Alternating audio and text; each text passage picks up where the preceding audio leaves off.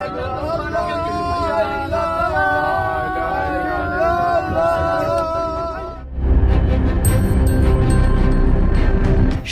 এক বিকেল, কিন্তু হঠাৎ করেই আকাশে ঘনিয়ে আসে কালো মেঘ, আর মুহূর্তের মধ্যেই আকাশ থেকে নামতে থাকে বিশাল এক ঘূর্ণি, যেন আকাশের সঙ্গে মাটির সংযোগ ঘটাতেই এসেছে কোনো দানবীয় শক্তি। এই শক্তিশালী টর্নেডোটির ধেয়ে আসার এমন ভয়ঙ্কর দৃশ্য দ্রুতই ভাইরাল হয়েছে সামাজিক মাধ্যমগুলোতে।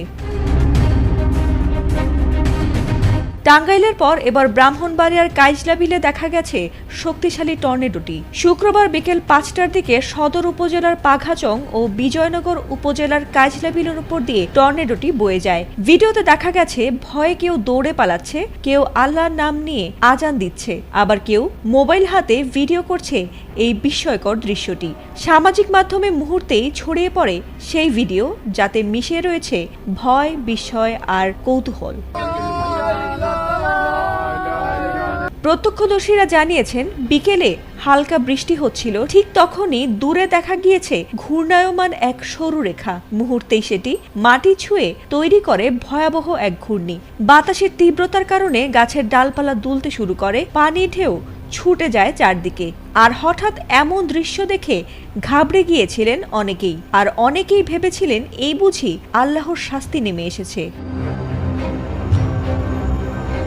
তবে সৌভাগ্যের বিষয় হলো, এই টর্নেডোটি খুব বেশি সময় স্থায়ী হয়নি। মাত্র কয়েক মিনিটের মধ্যেই সেটি দুর্বল হয়ে যায়, আর এখন পর্যন্ত কোনো বড় ধরনের ক্ষয়ক্ষতির খবর পাওয়া যায়নি। এ ব্যাপারে আবহাওয়াবিদরা বলেছেন, হঠাৎ গরম ও ঠান্ডা বায়ুর সংঘর্ষে টর্নেডো তৈরি হয়। মেঘের ভেতর বাতাসের ঘূর্ণন যখন নিচের দিকে নেমে আসে, তখন এই ভয়াবহ দৃশ্যের তৈরি হয়। বাংলাদেশের সমতল ভূমিতে এই ধরনের টর্নেডো বিরল হলেও মার্চ থেকে মে বা সেপ্টেম্বর মাসে এমন ঘটনা ঘটতে পারে। এর আগেও ব্রাহ্মণবাড়িয়ার এ এলাকায় টর্নেডোর ঘটনা ঘটেছিল। ২০১৩ সালের ২২শে মার্চ চিনাইর ও আখাউড়া এলাকায় এক প্রলয়ঙ্কারী টর্নেডোতে প্রাণ হারিয়েছিলেন ২০ জন। এবার যদিও তেমন কোনো ক্ষয়ক্ষতি হতে দেখা যায়নি, তবে প্রকৃতির এই হুঁশিয়ারি আবারও মানুষকে ভীত করে তুলেছে।